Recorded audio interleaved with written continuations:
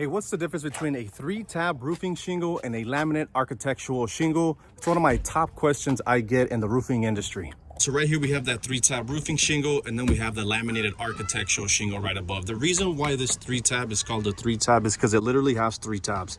Here's 1, here's 2, and here's 3. All manufacturers, generally speaking, make the same width and the same height shingle. One may be maybe a 1/4 inch taller or a 1/4 inch or an inch wider, but generally speaking, this is what your 3-tab roofing shingle is. They all generally have a 60 mile an hour wind rating, and they all last about 20-25 years. They're all made out of the asphalt, and they all have fiberglass in them. From manufacturer, one may have a technology that's just a little bit different to make their shingle better and stand out and makes it a little bit different. As you can see, this 3-tab roofing shingle has this asphalt adhesive strip right above. So when you install this shingle, you fasten it here, here, here, and here. In the sun, when it heats up 70-80 degrees, and you install your second course of shingle, which goes down like so, right? You fastened it here, here, and here. This adhesive strip actually activates, right? This one right here, when it activates, and this one is set down, and you got to give it 24, 48 hours or more, depending on where you are in the country. And it usually bonds this top tab bottom to this adhesive strip right here. And that's what bonds this tab down to the shingle right there.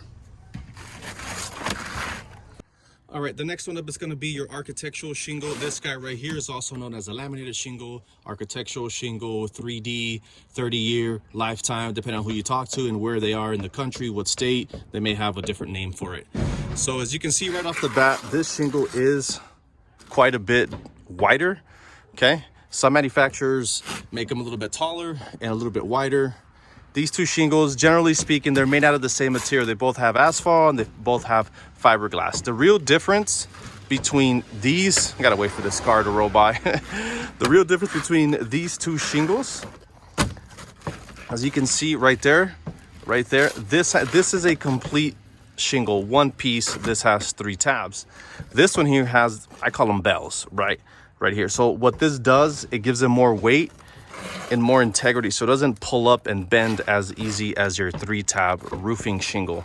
This one here weighs more, and as you can tell, it doesn't have this adhesive strip like the 3-tab has. It actually has it on the bottom side right here, this adhesive strip.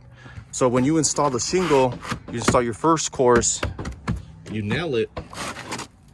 Here's the next one. It has this adhesive actually on the bottom side, so when you install it, it gets installed just like that, and you continue with your course. So this particular shingle, all laminate shingles, generally speaking, with all manufacturers, these are rated depending on which one you buy and which manufacturer. It's a lifetime shingle. They're supposed to last 30-40 years. Some of them last 50 years depending on the manufacturer and the type of shingle that you purchase. These have anywhere from 100, 110 to 130 mile an hour wind rating. Why is there a difference? I'm just gonna move this 3-tab out of the way real quick, and I'm gonna show you three types of shingles. This one is the Owens Corning Sherno, has this polyester strip here in the top. If you use this shingle and you nail it properly, it gives you 130 mile an hour wind rating. This is the Oakridge laminate shingle, right? Notice that it doesn't have the strip right back here. This gives you 110 wind rating, and this guy right here doesn't have that strip either. They're in the center, but it also gives you 110 mile an hour wind rating. But this one has this polyester scrim on the backside that makes it a class 4. I'll talk about that in a different video. But generally speaking, these are three different types of laminate shingles, but they're all the same width, the same height, the same color pattern. Generally speaking, you got your gray tones, etc. So here you have 3 different types of laminated shingles, and here you have your standard 3-tab roofing shingles.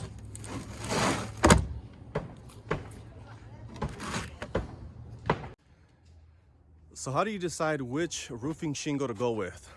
So that really comes down to what your exit strategy is on your house. The only scenario I would recommend a 3-tab roofing shingle is if, one, money is really an issue. And I mean, like, you're really tight on cash and you really need a roof replacement.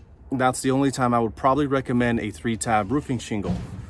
The other time I recommend a 3-tab roofing shingle is if you're an investor and you're holding properties or investment rental properties for at least 3 years, and then you're letting them go at year 5. These guys are cutting some plywood here in the background, so I'm gonna wait for them to stop.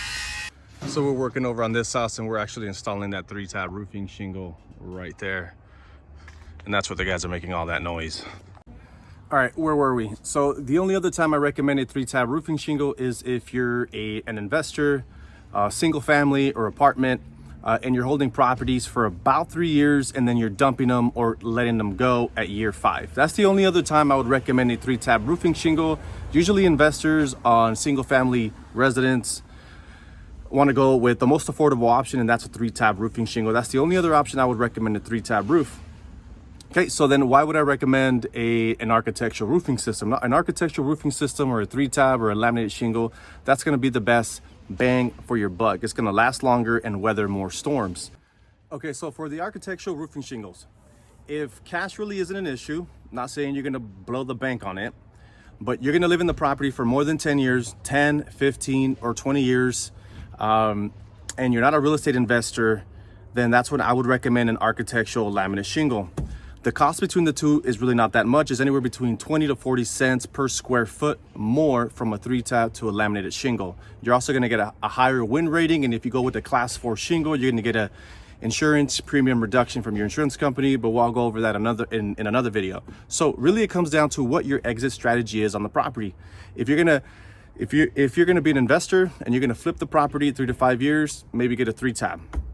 If you're gonna be in the property for more than 10 years, more than 15 years, then I would sprint for a laminated roofing shingle. What is your exit strategy? That's what you should look at first, and your finances, right? So what's your exit strategy and what's your budget look like? So those are the two things I would look for. Yeah, I really do these videos to document my journey in the roofing industry, and I hope that you pick something up. If you're in San Antonio, hit us up, drop us a line. We'd love to help you out in your next roofing project. If you got something to say, drop a comment below, and I'll see you in the next one.